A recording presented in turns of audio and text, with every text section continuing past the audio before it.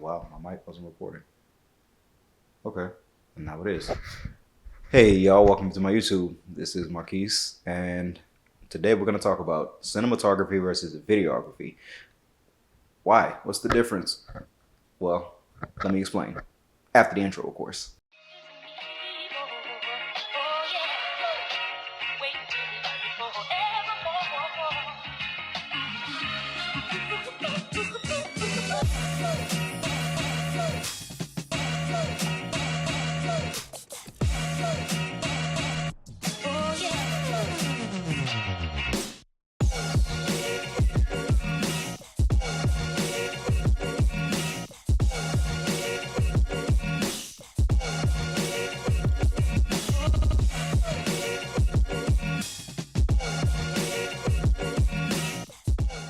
Cinematography is the art of telling stories through visuals, and videography is the use of motion images to create a video. That's it in the video.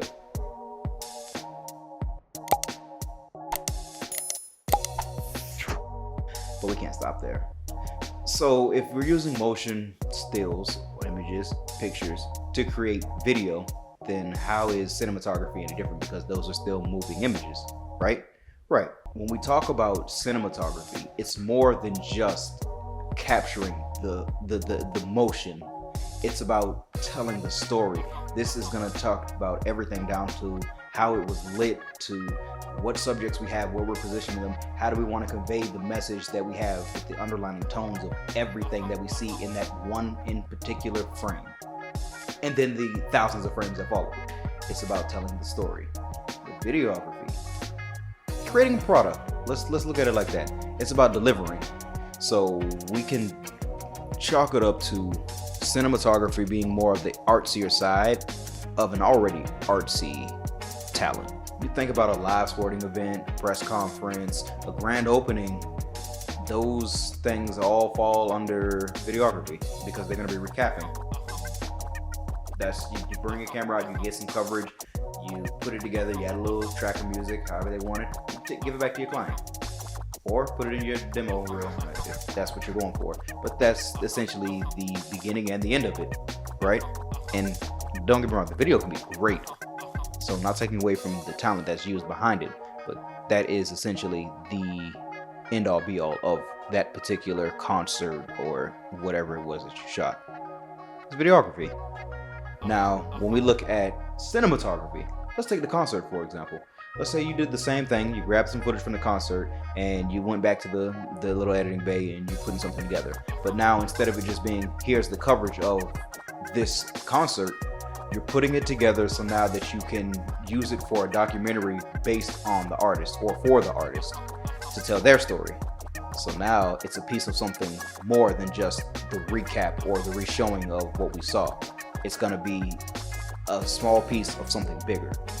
That's where cinematography falls in line with that. And when you already go into it with that mindset that, okay, we're gonna shoot it for the purpose of this, it's gonna make you adjust the setup a lot more than, okay, I can bring in the optimal settings, the optimal equipment for the cameras to get a well-lit image.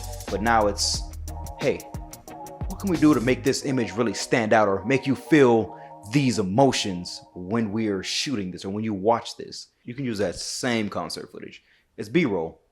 B-roll, for those who don't know, B-roll is the additive shots in a particular piece that diverts from the main story of the project. Again, this is not to minimize any of those videographers out there. They are amazing people. They know how to set up great shots and they know how to shoot great footage, and amazing. I've done that before. It's not me. So I've decided I no longer want to do videos because it takes just about the same amount of time to shoot, whether you're shooting a film, whether you're shooting a video. If you have to go out multiple days and put things together and go back into the editing room and put things together, it's going to take up time. And I decided that I no longer wanted to take up my time not telling stories, because that's what I'm all about. I tell stories. So I've ran into unlucky problems where I'm not able to actually cultivate my creativity in those video spaces.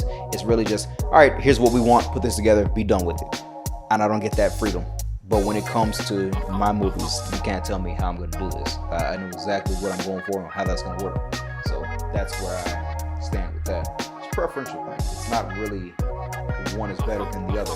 It's what suits best for you. And for me, videos don't really do it anymore. Like, I'll do a quick video here and there, like this one right here for YouTube. I can do that. That's fine. And eventually, I'm going to get a little bit more too. But as far as for pay, it's not for me. I do have a couple of friends that are into it, and I can definitely share their pages with you, and y'all can get that going with that. It's not for me. Shooting videos for full time is not me. There's a fine line for videography and cinematography, and that fine line could be determined as music videos. Could say commercials, maybe. Depends on the commercial, because you do have a little bit of flexibility and creativity when it comes to certain commercials. Depends on your client. But for music videos, you have a lot of creative input that you can put into it, and you don't necessarily need to have some of the biggest crews or some of the same planning that you would for a full-on feature or even like a TV show. There's a lot that goes into that. High-budget music videos still don't have as large of crews as a large-budget film or TV show, but they still oftentimes have a decent sized crew compared to that of even a professional video. And that's just because, and in that world, this film world, it just requires a lot more to get the desired look and product. You do a lot more manipulating of the shadows, you do a lot more manipulating of light, a lot more manipulating of everything in film, because you're controlling everything. A good enough DP can control the sun if they really want to. Some videos do require a bit more than others. If you go high end enough, you will see some of those things. But then again, high-end video, they're here. High-end feature films, they're here. The bar just keeps going and it doesn't stop. At the end of the day, it's what suits you best, and film suits me more. I get to have my free range of creativity, and that's ultimately all I really want. That's it for this one. I do plan on doing a lot more with this page, and I'm just thankful that you guys are here to watch me on this journey as I'm going through it.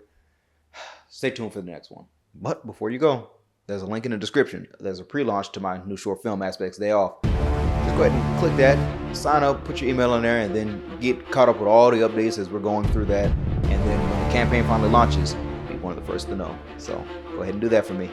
Don't forget to like, comment, share, and subscribe. Until the next one. All right, I'll see you guys later.